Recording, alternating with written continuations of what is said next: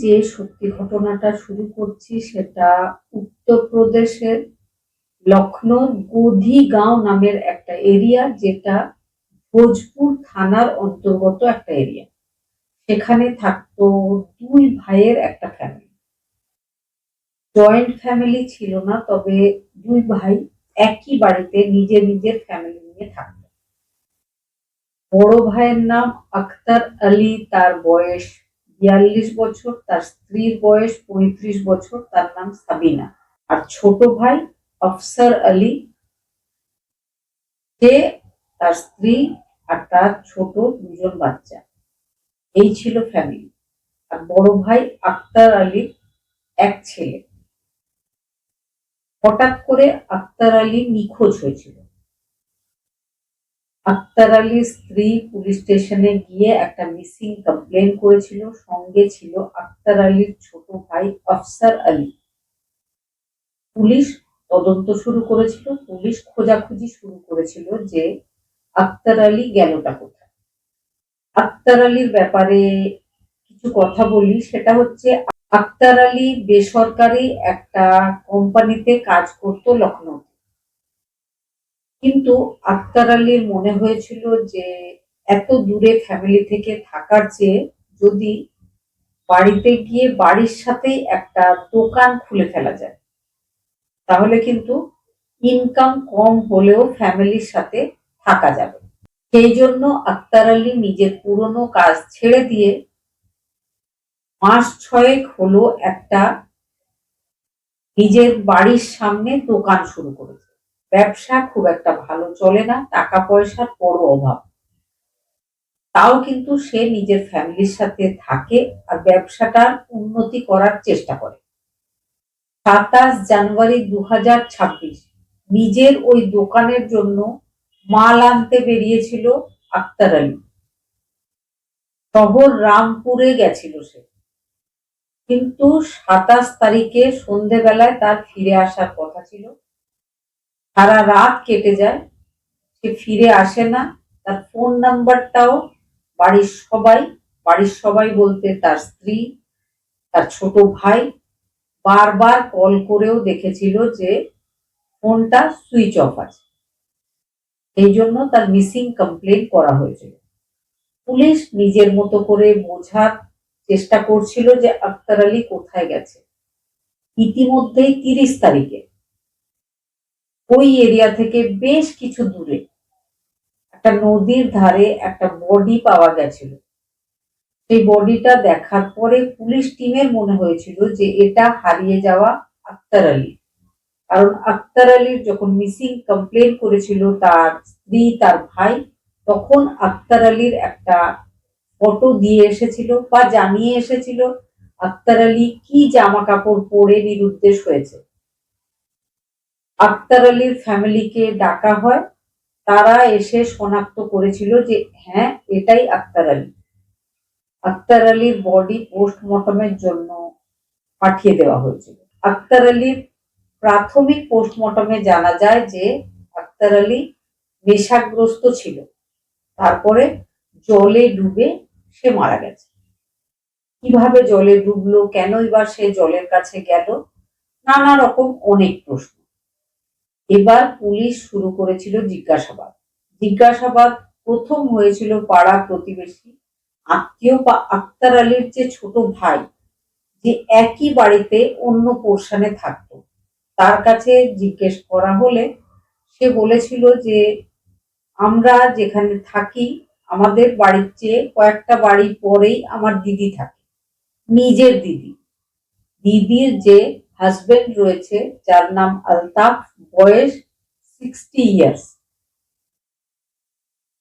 আমার সন্দেহ যে সে আমার দাদাকে কিছু করে থাকবে। পুলিশ একটু অবাক হয়েছিল, বলেছিল যে কিসের শত্রুতা তার সাথে তোমাদের। তো সে বলেছিল আমি এখনো শিওর নয় যে সেই করেছে, তবে আপনারা তদন্ত করে দেখুন। পুলিশ এবার শিবগড় নামের ওই নদীর ধারের যে এরিয়া, সেখানের আশেপাশের বিভিন্ন এরিয়ার সিসিটিভি ক্যামেরার ফুটেজ গুলো চেক করছিল।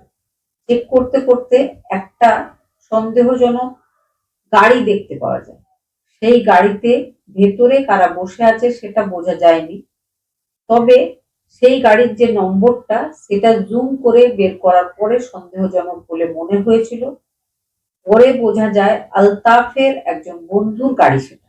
তাকে জিজ্ঞেস করা হয়েছিল যে এই গাড়িটা সেদিন ওই এরিয়াতে কি করছিল, তখন সেই ভদ্রলোক বলেছিল যে গাড়িটা আমার অবশ্যই, তবে আমার একজন পরিচিত যার নাম আলতাফ, সে ওই গাড়িটা নিয়ে কিছুক্ষণের জন্য কোথাও একটা গেছিল। আলতাফকে পুলিশ অ্যারেস্ট করেছিল জিজ্ঞাসাবাদের জন্য। প্রাথমিক জিজ্ঞাসাবাদে আলতাফ কিছু না বললেও পরবর্তীতে সবটা বলেছিল।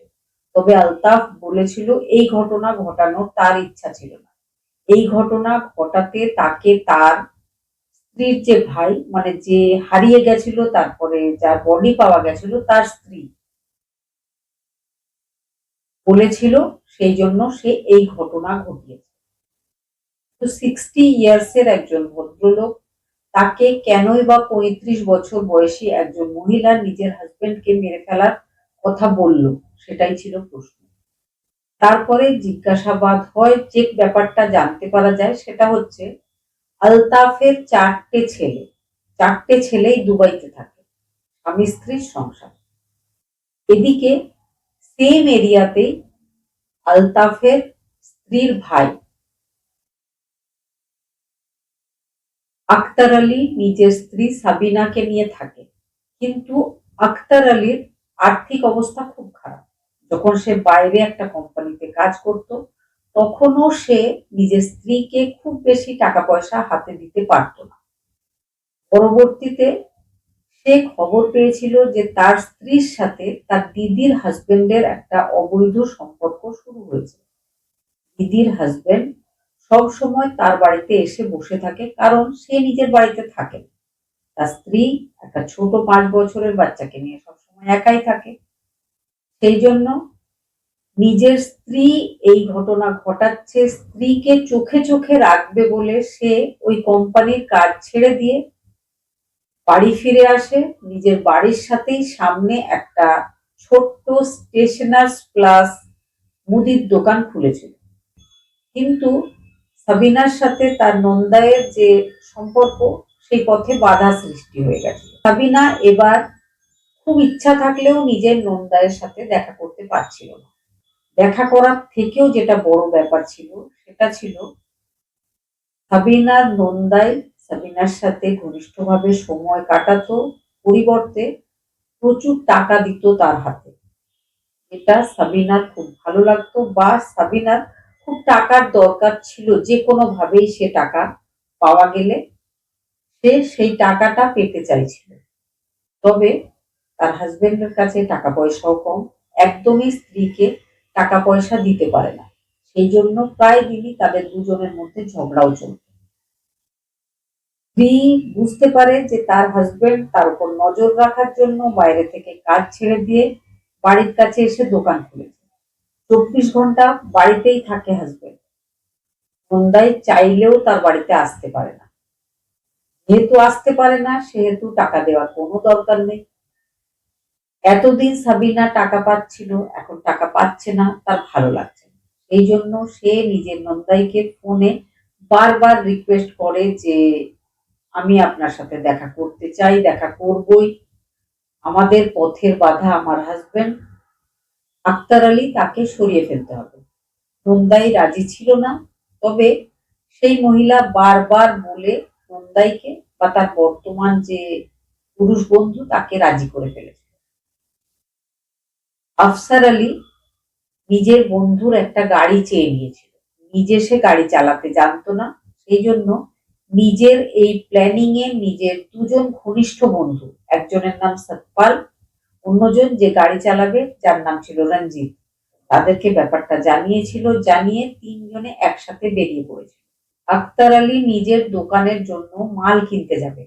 এই ব্যাপারটা যখন তার স্ত্রী সাবিনা জানতে পারে, ফোন কলে ব্যাপারটা নিজের নন্দাইকে জানিয়ে দিয়েছিল। কালকেই খুব ভালো সুযোগ, কালকে ঘটনাটা ঘটিয়ে ফেলতে হবে। আলতাফ নিজের দুই বন্ধুকে জানিয়ে দিয়েছিল ব্যাপারটা। আর অন্য আর এক বন্ধুর কাছে গাড়ি চেয়ে নিয়েছিল, তারপরে অপেক্ষা করছিল। আবারও সাবিনা কল করে জানায় যে আমার হাজবেন্ড বেরিয়ে পড়েছে। এবার রাস্তায় দেখা হয়ে গেছিল হাজবেন্ডের সাথে, হাজবেন্ডের দিদির যে হাজবেন্ড তার। তাকে জিজ্ঞেস করে তুমি কোথায় যাচ্ছ? সে বলে আমি শহর রামপুরে যাচ্ছি দোকানের মাল কিনতে।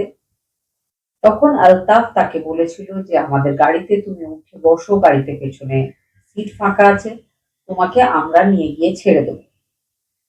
এদিকে আলতাফ কিন্তু খুব ভালোভাবেই জানতো যে আক্তার আলী নেশা করতে, মদের নেশায় আসক্ত হতে সে ভালোবাসে। গাড়িতে তাকে খাওয়ানো হবে বলে মদের ব্যবস্থা করে রাখা হয়েছিল। ইচ্ছা করে তিনজনে মিলে তাকে বেশি বেশি করে মদ খাওয়ায়, তারপরে ওই নদীর ধারে গিয়ে ধাক্কা দিয়ে তাকে নদীতে ফেলে দেওয়া হয়। সে সাঁতার কাটতে পারতো না, সেই জন্য সে একসময় ডুবে মারা যায়। পরবর্তীকালে কিভাবে আলতাফ আলী ধরা পড়েছিল, আলতাফ আলীর যখন জিজ্ঞাসাবাদ হয়, তারপরে আক্তার আলী খানের যে স্ত্রী সাবিনা, 35 ইয়ার্স যার বয়স, তাকেও কিন্তু অ্যারেস্ট করেছে পুলিশ।